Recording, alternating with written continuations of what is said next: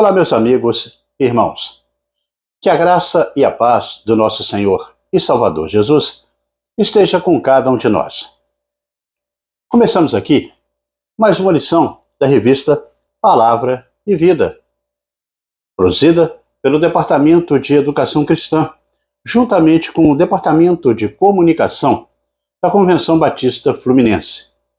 Esta revista, que foi escrita pelo pastor Eric Mendonça, com o título Atos da Igreja Primitiva, estudando Atos e os relatos da Igreja Primitiva. Antes de começarmos, não esqueça de se inscrever no nosso canal, no botão aqui embaixo, onde está escrito Inscreva-se. Curta, deixe o seu comentário e acione o sino das notificações. E compartilhe. Toda semana nós estaremos publicando aqui uma nova lição para estudarmos juntos. A lição de hoje, como eu disse, ela é a de número 11. Ela traz o título Paulo, Conversão e Chamado. E que tem um texto base no capítulo 8 do livro de Atos dos Apóstolos. Do versículo 1 ao 3, nós estaremos lendo essa parte do capítulo 8 e estaremos aqui meditando nesta nossa introdução. E o texto, ele nos diz assim: E Saulo estava ali, consentindo na morte de Estevão. Naquela ocasião, desencadeou uma grande perseguição contra a igreja em Jerusalém. Todos, exceto os apóstolos, foram dispersos pelas regiões da Judéia e de Samaria. Alguns homens piedosos sepultaram Estevão e fizeram por ele grande lamentação.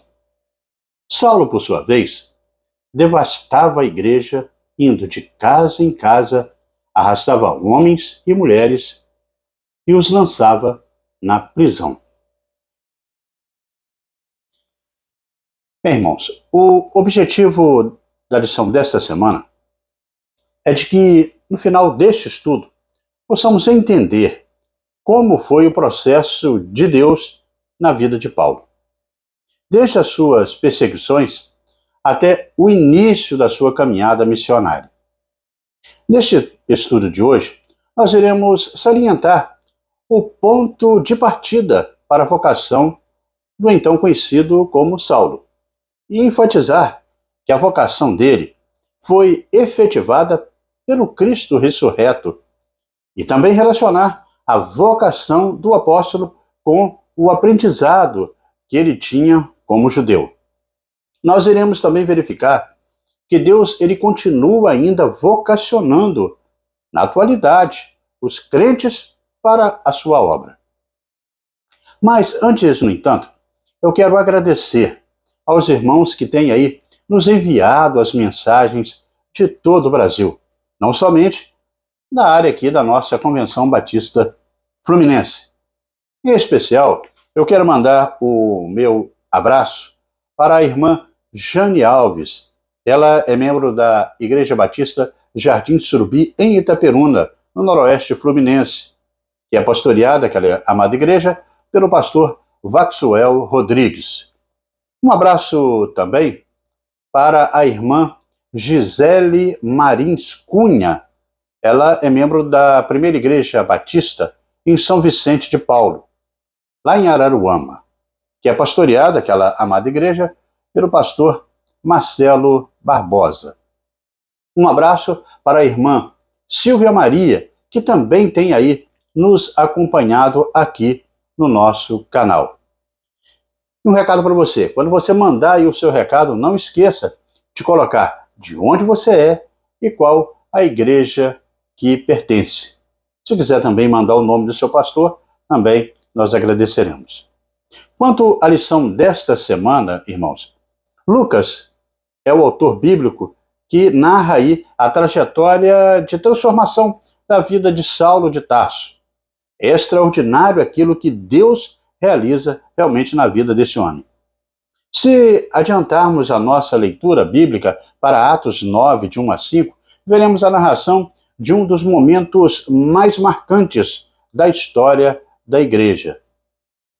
O cristianismo e o mundo serão aí mudados a partir de então. Uma então obscura seita judia ou judaica, que era conhecida como o Caminho, registrada em Atos 9:2, dará uma guinada em seu rumo. O vinho novo estava no odre velho, e o instrumento para isso será o fariseu que se encontrou com Jesus ressurreto. O até então desconhecido fariseu se somará e também com os outros cristãos da época e se tornará depois de Jesus o maior vulto do cristianismo e da humanidade. O fato deve ter sucedido 3 anos após a morte de Jesus. Homens e mulheres do caminho estavam pregando o Cristo crucificado, o que despertou a ira do fariseu Saulo. O capítulo 9 mostra o seu estado emocional, respirando ainda ameaças, como registra no versículo 1. Era o homem Saulo contra Cristo. E entusiasmaticamente aí termina com ele pregando no versículo 29 do mesmo capítulo. Veremos então aquele homem dominado por Jesus Cristo. Vemos também neste texto que o caminho não morreria, pelo contrário, cresceria e seria denominado adiante como cristianismo e não mais uma seita dentro do judaísmo. A perseguição aos cristãos não o abateria. Um perseguidor, Saulo, terá um encontro com Jesus e levará o seu nome ao mundo, mesmo sob perseguição agora contra ele. E isso de tal maneira que nós, estudando a sua vida e lições, somos devedores ao seu ministério de levar a mensagem aos não-judeus da sua época.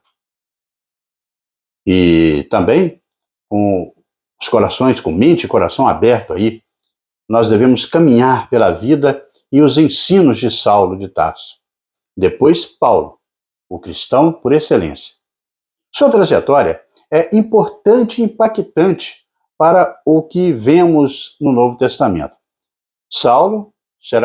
Paulo aí no caso, será o último apóstolo chamado para este santo ministério apostólico.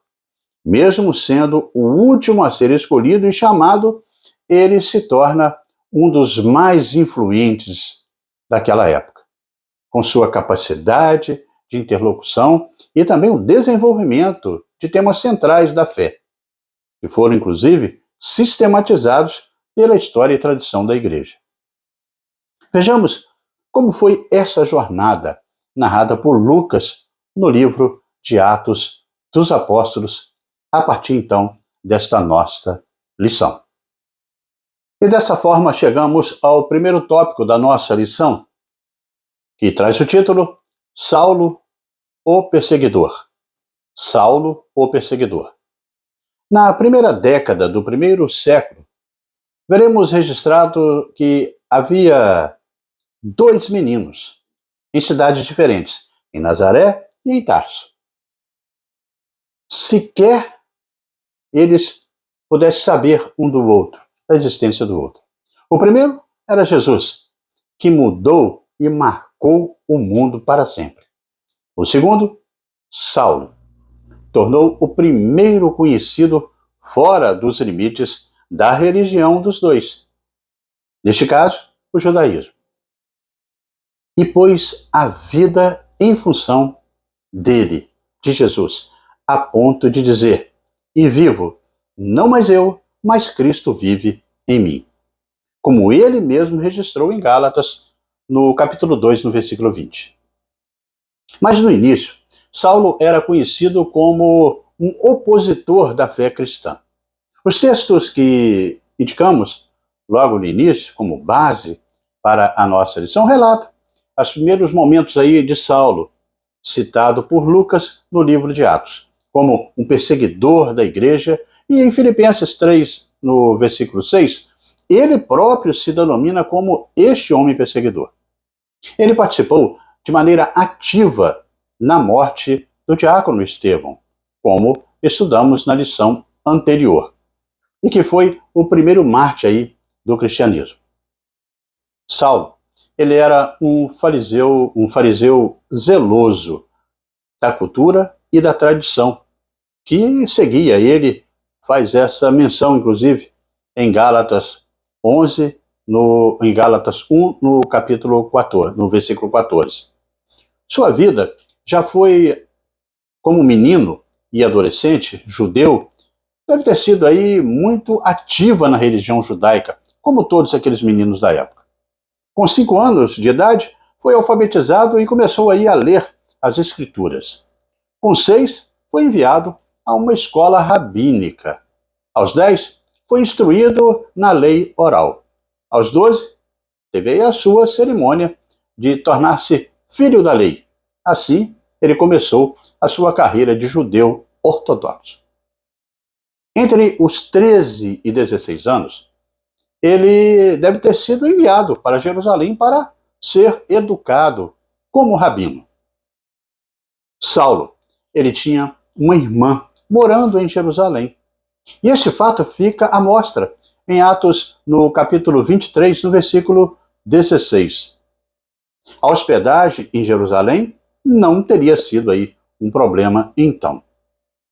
Como vimos, ele recebeu uma educação religiosa muito consistente, o que o tornou um líder influente e respeitado entre os judeus.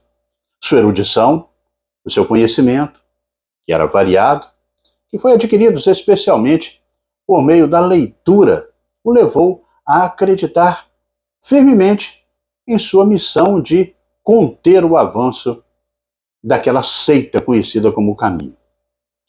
As perseguições que conduziu reflete a intensidade de hostilidade dos fariseus contra os seguidores de Jesus.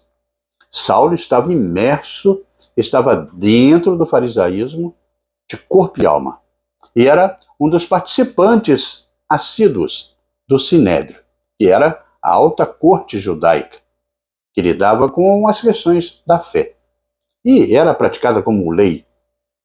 Em Filipenses 3, no versículo 5, ele se descreve como fariseu, filho de fariseus, evidenciando a sua forte ligação com a escola farisaica e a sua adesão rígida à lei mosaica e também à ortodoxia judaica. O Sinédrio desempenhou um papel crucial na perseguição aos seguidores do Caminho, e Saulo era um respeitado membro desse conselho. Em Atos 22, 3, Lucas registra uma fala de Saulo, dizendo ser judeu, nascido em Tarso, na Cilícia, mas criado na cidade de Jerusalém, instruído aos pés de Gamaliel, conforme a precisão da lei dos judeus, sendo zeloso para com Deus, assim como aqueles rabinos de sua época eram. Lá, ele estudou com Gamaliel, então, o mesmo de Atos 22, nos versículos 33 a 40, que destaca que alguns dizendo ter sido até um cristão oculto. Gamaliel era um dos mais sábios e notáveis rabinos daquele tempo. O grande. Ele era o neto ainda mais famoso de Hillel, doutor da lei em Jerusalém, no tempo do rei Herodes. Era o fundador da escola que levou o seu nome.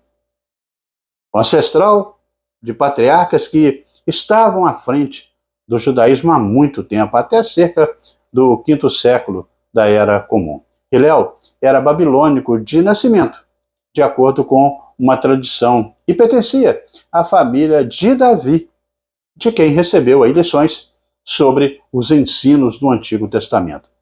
Foi este Gamaliel, cujo discurso se contém em Atos, aí está contido em Atos dos Apóstolos, no capítulo 5, que aconselhou o Sinédrio a não tentar contra a vida dos apóstolos.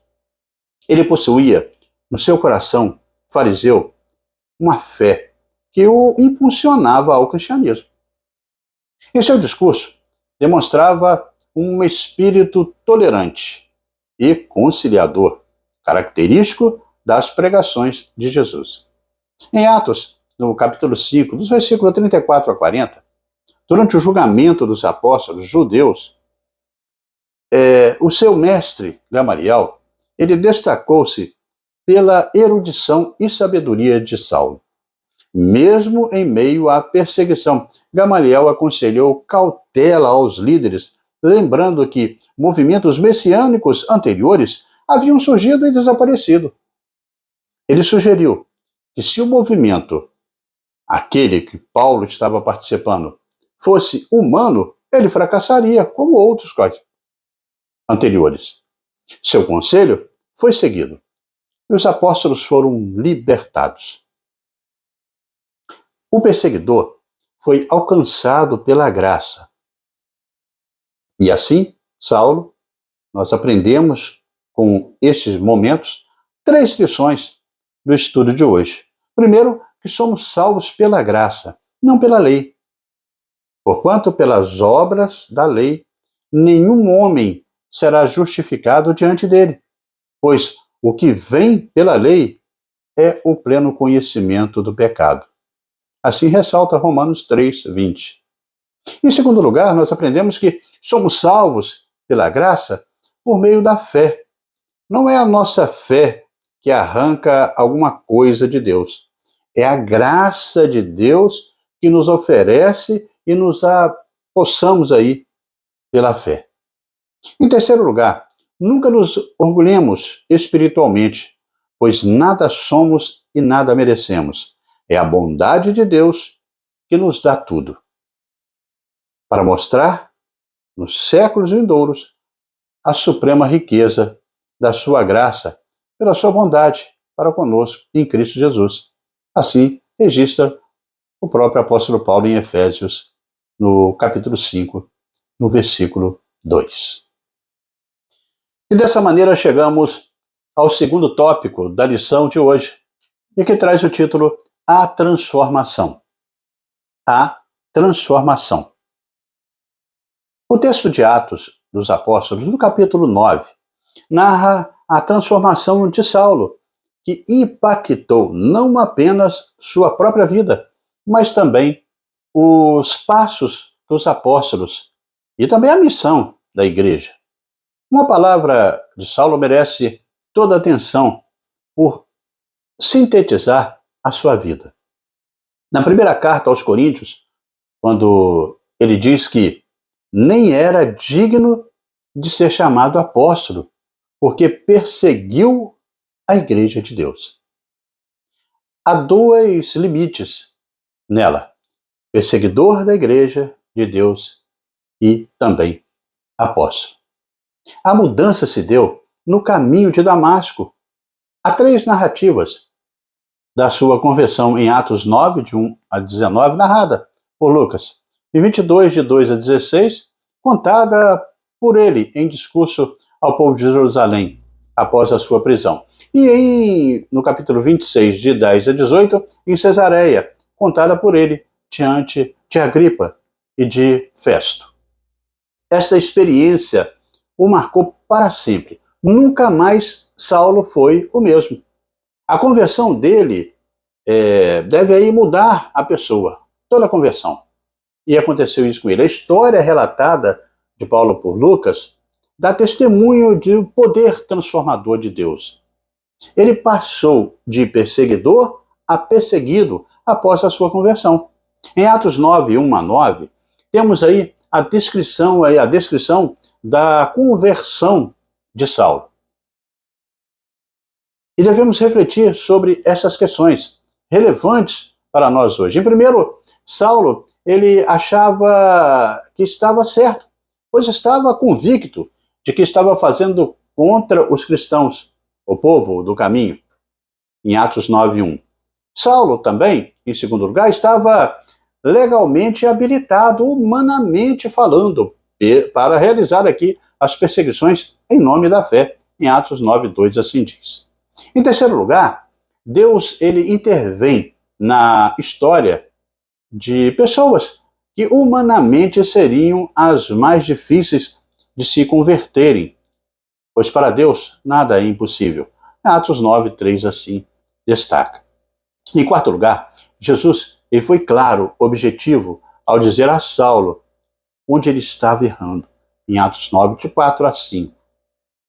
E em quinto lugar, Saulo, com relação a Jesus, ele demonstrou que tinha um chamado, o Senhor mostrou para ele. Em sexto lugar, Saulo teve que se submeter ao chamado de Jesus, em Atos 9:6. E também Saulo estava impossibilitado de realizar qualquer ação pessoal inicialmente, sendo inclusive conduzido naquele lugar. Em Atos 9:6-8 assim diz. Seu chamado fez com que a glória de Deus fosse notada por aqueles que o acompanhavam, tendo a oportunidade de ouvir a voz do Senhor, em Atos 9:7 assinar.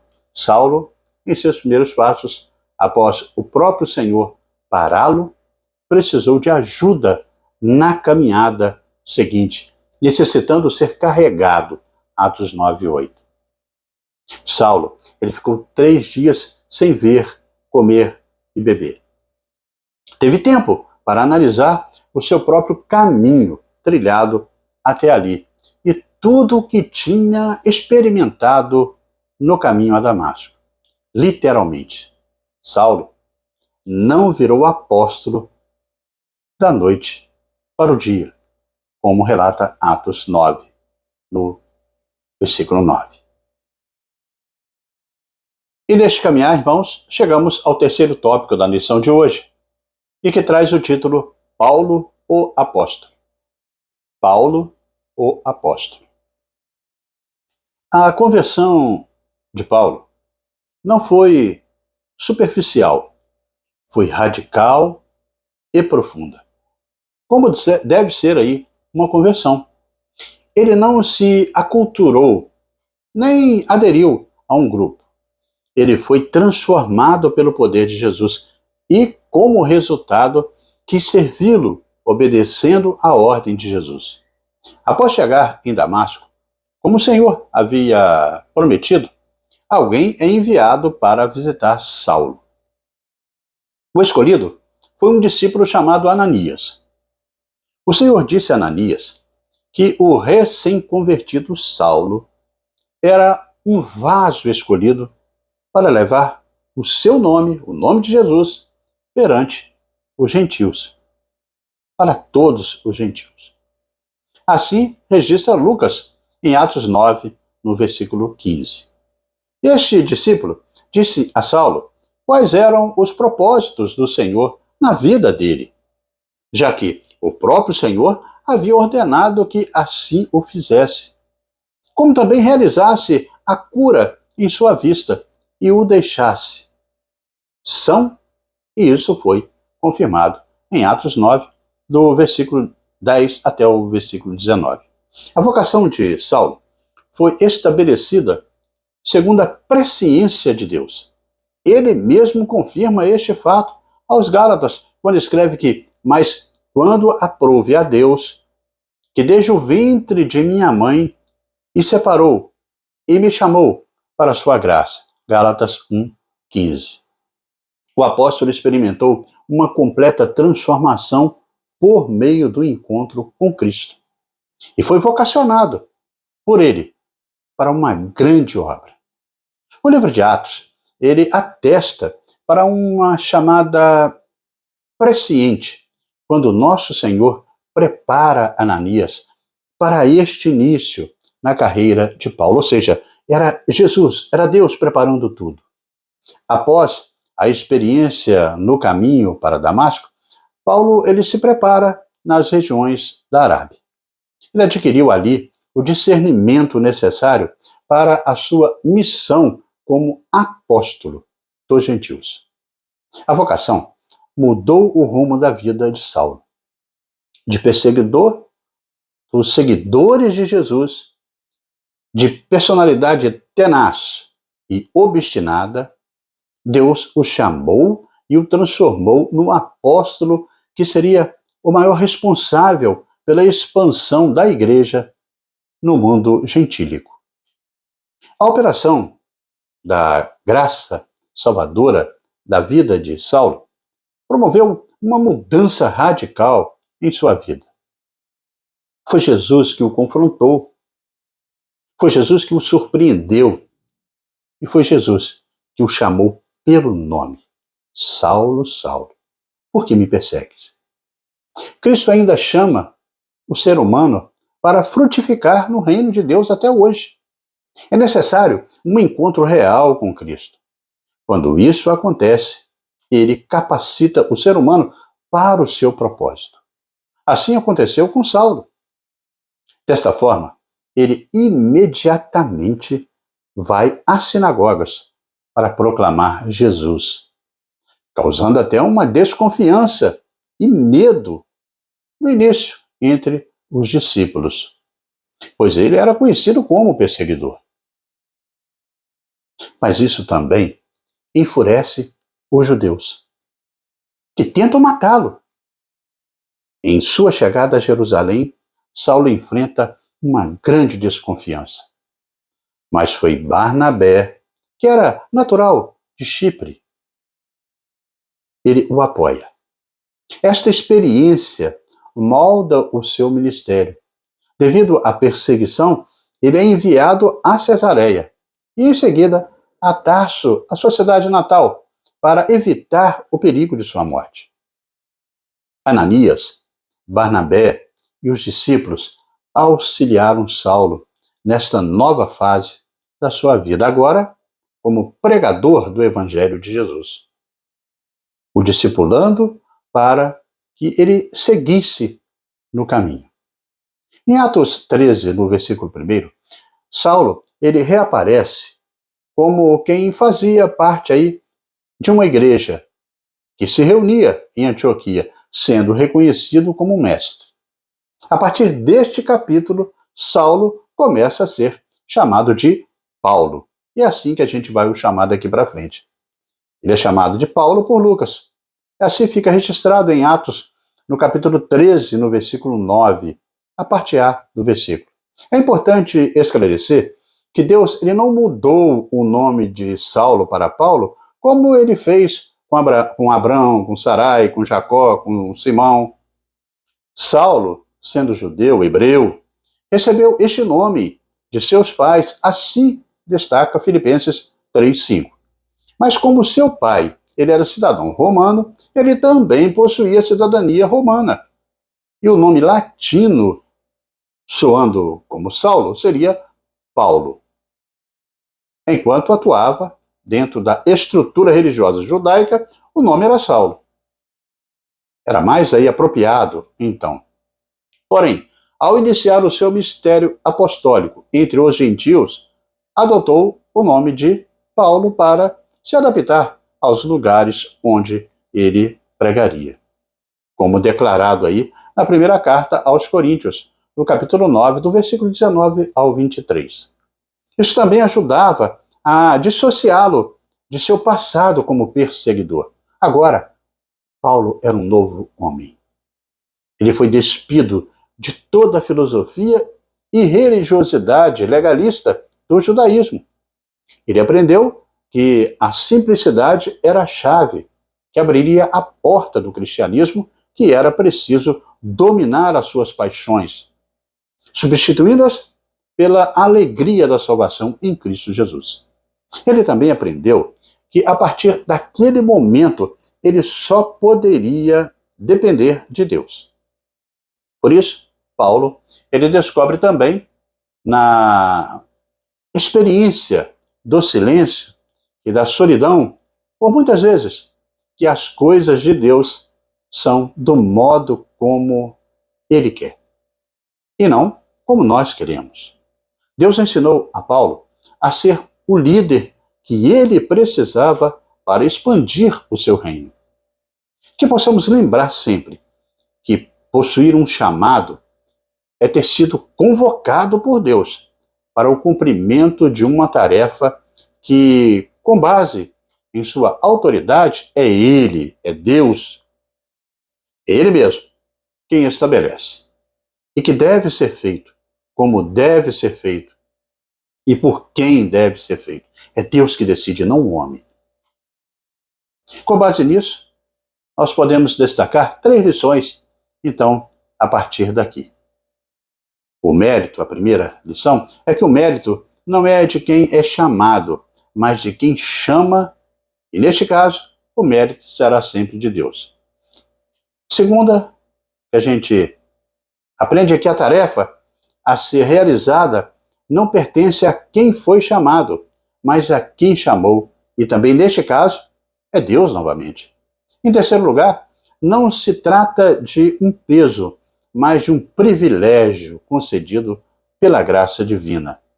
Quem chama passa a ser visto como infinitamente mais importante do que quem é chamado.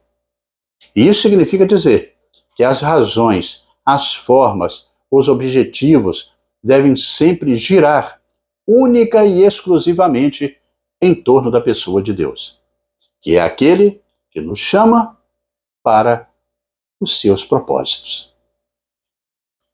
E dessa maneira, irmãos, chegamos à conclusão da nossa lição desta semana, da revista Palavra e Vida. Deus chama pessoas para realizar grandes feitos no reino divino. A grande verdade que aprendemos nessa lição é que Deus não mudou o seu método para vocacionar, para chamar a quem Ele quer. Para isso, Ele usa experiências muitas vezes dolorosas na vida de algumas pessoas. É preciso aguçar a nossa sensibilidade espiritual para identificarmos o chamado de Deus para a nossa vida. A vida de Paulo, ela é inspiradora. Um testemunho vivo do agir de Deus na vida de um homem. Sua vida também é um alerta para que a religiosidade não ponha escamas em nossos olhos, de forma que interpretemos errado a palavra do Senhor. Os servos do Senhor Jesus nunca tiveram características de perseguidores, mas sempre de perseguidos. O chamado de Paulo marca aí um novo tempo na igreja, onde, por meio dele, há uma potencialidade para a pregação aos gentios. Paulo, ele experimentou essa transformação radical, uma mensagem que anima a nossa vida ao ponto de crermos em uma jornada de fé e esperança, onde Deus está no controle das nossas vidas.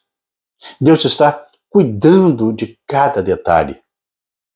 Assim como ele fez com Paulo, através da vida de Ananias, de Barnabé, entre outras pessoas. Desta forma, entendemos com o estudo da lição de hoje que nenhum coração é bastante duro para não ser alcançado pela graça de Jesus. Não podemos deixar de orar por pessoas sem Cristo, pensando que elas são muito duras e nunca se converterão. Não há limites para o poder de Jesus. O propósito real de Deus para nós só pode ser descoberto em Cristo. A conversão redireciona a nossa vida e a pessoa, quando é convertida, deseja servir a Jesus. Vida cristã é dedicação. Dedicação a Cristo. Não é uma busca de vida fácil e prazerosa. Você é convertido? Se é, então busque servir a Cristo com todo o seu coração e ficando no centro da vontade de Deus. E assim, irmãos, chegamos ao nosso momento para pensar e agir, com 3 reflexões propostas pelo pastor Eric Mendonça, o escritor da revista deste trimestre. A primeira reflexão para nós é que quem são os Ananias ou os Barnabés da nossa caminhada? Pessoas aí que Deus enviou para serem bênção no cuidado da jornada da sua vida, da minha vida. A segunda reflexão: e se conseguimos listar 3 pessoas que pareçam muito difícil para a aceitação da mensagem do Senhor? Oremos então, ao terminarmos essa lição, para que Deus ele possa fazer um grandioso trabalho na vida dessas pessoas, como fez na vida de Paulo.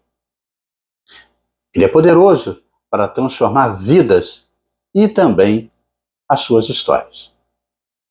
A terceira reflexão e última é que nós cremos no processo de discipulado na vida daqueles que estão chegando à fé em Jesus. O apóstolo Paulo é a prova viva disso. O seu ministério foi lapidado no processo. Ele não se tornou o apóstolo e missionário da noite para o dia, literalmente. Este é um grande exemplo para nós, para que possamos investir em fazer discípulos, trabalhar nessa obra.